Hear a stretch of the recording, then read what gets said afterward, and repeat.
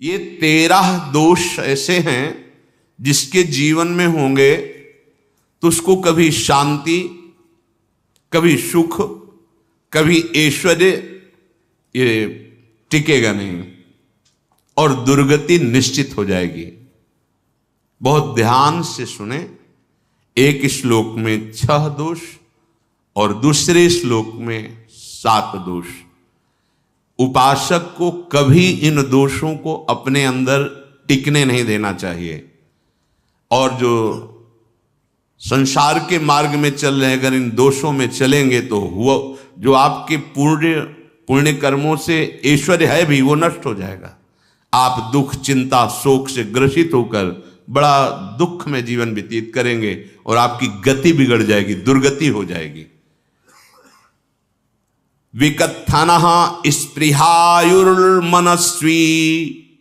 बिभ्रत कोपम चपलो अरक्षणश्च एतान् पापाः षण्णराः पाप धर्मान् प्रकुर्वते नोत्र सन्तः सुदुर्गे संभोग संविद विषमोति मानी दत्तानुतापी कृपणो बलीयान वर्ग प्रशंसी वनितास्तु देष्टा एते परे सप्तनशंस वर्गाः। जो अपने मुख से अपनी बड़ाई प्रशंसा करता है,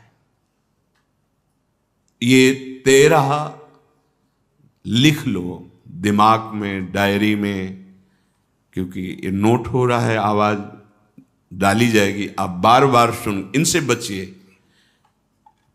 अपनी बड़ाई, अपनी प्रशंसा कभी अपने मुख से नहीं करना, नहीं तो आपके पुण्य नष्ट हो जाएंगे, बुद्धि भ्रष्ट माने गिर जाएगी।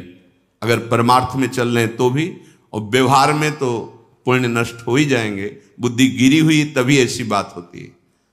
और यह दोष बहुतायत है, ये बहुत प्रभावशाली है। अपनी बड़ाई मारना,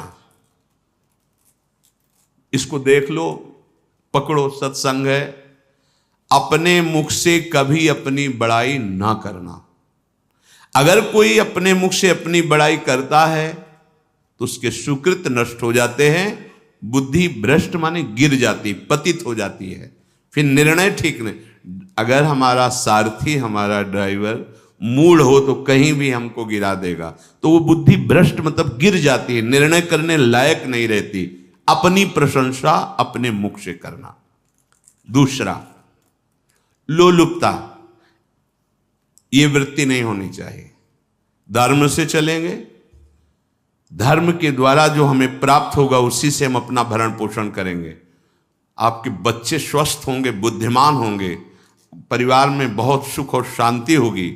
भले दीपक की तरह जलो, बहुत काल तक रहेगी।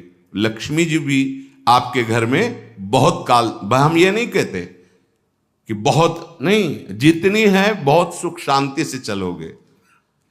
अगर लोलुपता करोगे, हिंसा, छल कपट, व्यभिचार, चोरी, ऐसे धन आ जाए, वो आएगा, लेकिन वो हाइलोजन की तरह आएगा, एकदम प्रकाश और फ्यूज, बिल्कुल अंधकार करके जाएगा। देख लेना, तुम्हारे जो सुख के हेतु हैं, तुम्हारा शरीर, तुम्हारे बच्चे, तुम्हारी पत्नी, तुम्हारा परिवार, उसको देख के तुम रात दिन जलोगे बिना आग के। ऐसे उनके आचरण होंगे, ऐसे उनके अंग होंगे, ऐसे उनके दिमाग होंगे, ऐसा उनका व्यवहार होगा। ये लोलुपता अगर उपासक में या किसी में है तो उसको नष्ट कर देती है। सावधान। तीसरा, यदि आपका अपमान होता है तो आपको उसे सहन करना होगा, उससे आपके पाप नष्ट हो जाएंगे। जो तनिक सा भी अपमान होने पर बहुत क्रोध करके दूसरे का अपकार करने लगता है, ये आपका पतन करा देगा, ये आपको फंसा देगा, हृदय जलेगा, अर्थव्यवस्था नष्ट होगी, पूरा परिवार दुखी होगा। जरा सा अपमान की संभावना में आप किसी से भी भिड़ गए, किसी से भी, वो ये प्रवृत्ति आपका पतन कर देगी। उपासक में तो अपमान सहना अमृत है, नीचापमानम सुधा, पर व्यवहार में भी ज्यादा उत्तेजित मत होइएगा। ये तो कुछ मिनट की बात है, अगर आपने उसे मारा पीटा, रिपोर्ट हुई कानून की, ओ फंसते चले जाओगे, अर्थ जाएगा, समय जाएगा, चिंतन जाएगा, बहुत तरह से हानि हो जाएगी। अगर आप सह गए तो आपका सहना उसके लिए आग बन जाएगा। उमा क्षमा साप होते भारी, तुम्हें दंड देने की जरूरत नहीं, उसका एक कर्म ही उसे दंड दे देगा। आप शांत हो जाइए, आप सत्संगी हैं, आप शांत रहिए। चौथा, निरंतर क्रोध और उसका चिंतन। बैठे बैठे बस द्वेषियों का चिंतन ही हो रहा है, अंदर क्रोध का चिंतन और द्वेषियों का चिंतन ही हो रहा है। द्वेष भरी बातें, द्वेष भरे क्रियाएं, उन्हीं का चिंतन करके जलते रहना क्रोध से। उपासक को तो क्रोध करना ही नहीं चाहिए, बहुत शांत। ठीक है, अभ्यास में कभी क्रोध हो सकता है, उसको फिर समन करो, अंदर से प्रायश्चित जैसा कि अब गलती हुई, आगे नहीं करेंगे। और व्यवहार में भी क्रोध को आप पीना सीखें। अगर बार बार आपका क्रोध प्रकट होता ही रहेगा, आपका स्वभाव बिगड़ जाएगा, आपके पुण्य नष्ट हो जाएंगे और आपका जीवन नष्ट हो जाएगा। देने वाला उतना दे देगा आपको, आनंदित रहो। पैसा खर्चा, सब पूरे जीवन का विध्वंस मचा दिया क्रोध ने। कहीं भी आप देखो, किसी से क्रोध करके देखो, फिर देखो तुम्हारा भजन चल रहा है, तुम्हारी वो आनंद वृत्ति है नहीं, जलोगे और वो जलन और गुस्सा दिलाएगी और वो बैठे बैठे जलो नहीं। ये क्रोध जो है, ये चाहे व्यवहार में हो चाहे परमार्थ में, दोनों की हानि करने वाला है। और आश्रित जनों की रक्षा ना करना।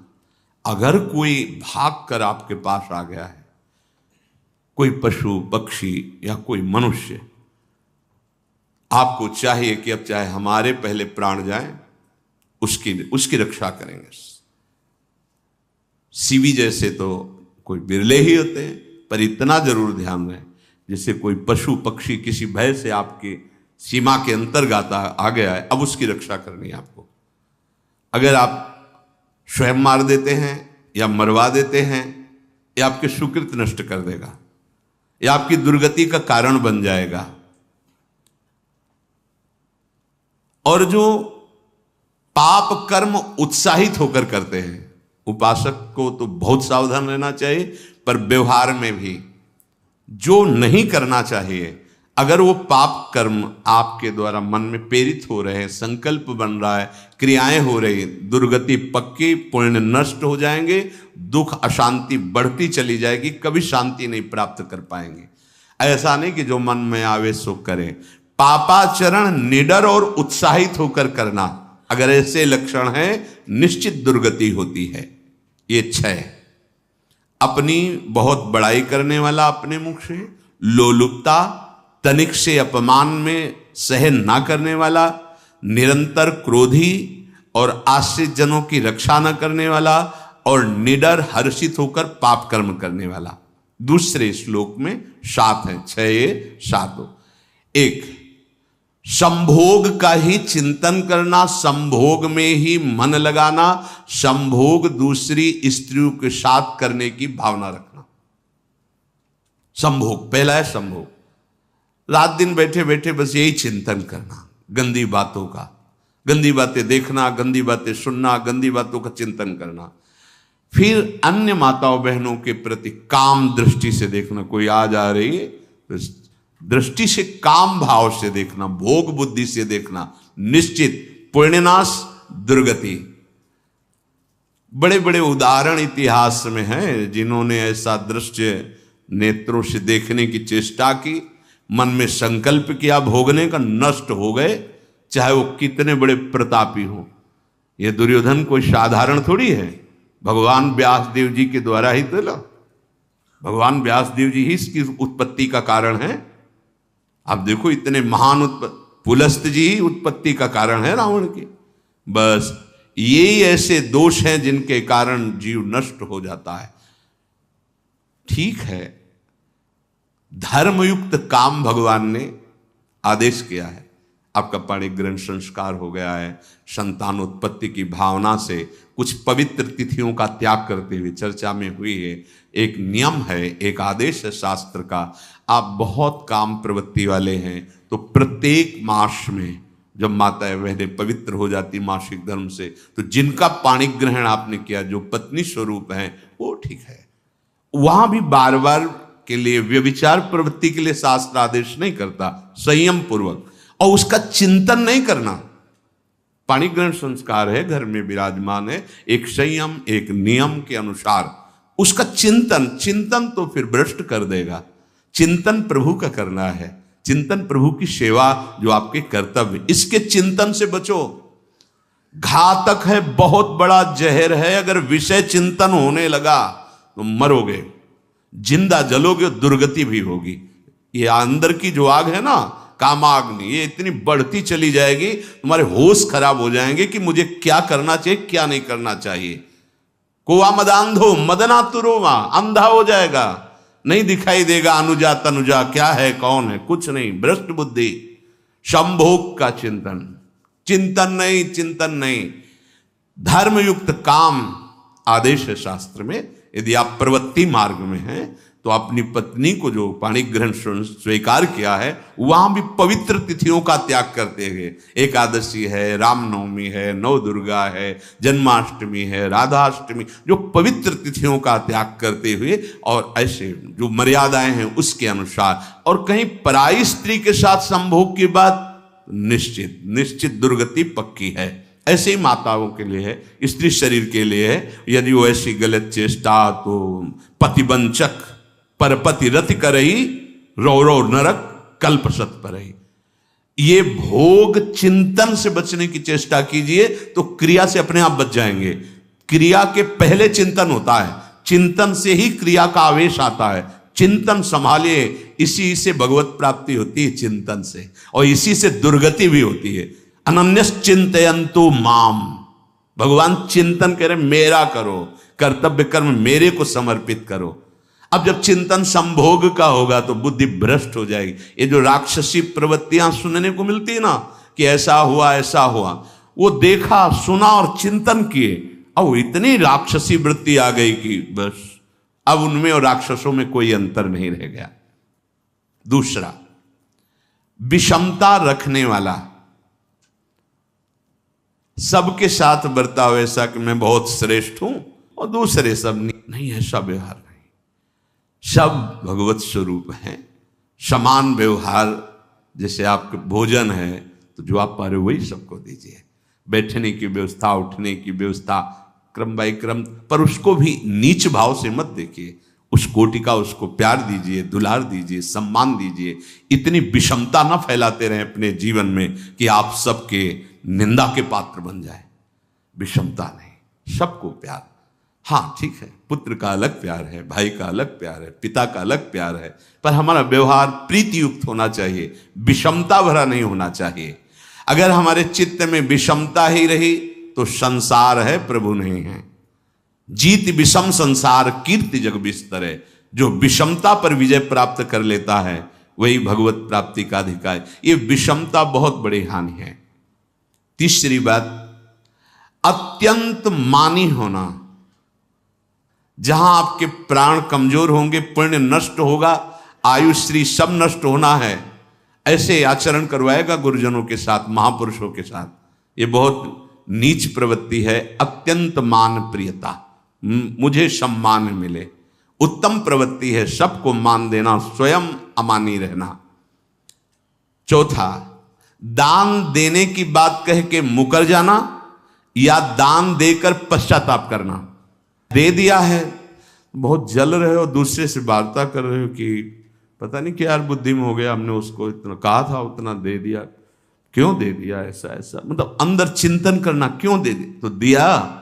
इसके बाद जो आपका ये जलन हो रही, पश्चाताप, सुकृत नष्ट हो रहे हैं।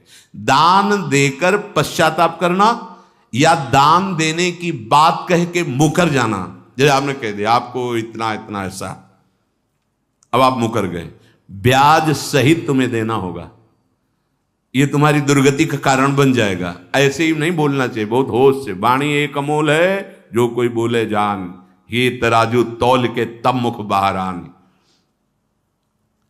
पांचवा, अत्यंत कृपण होना।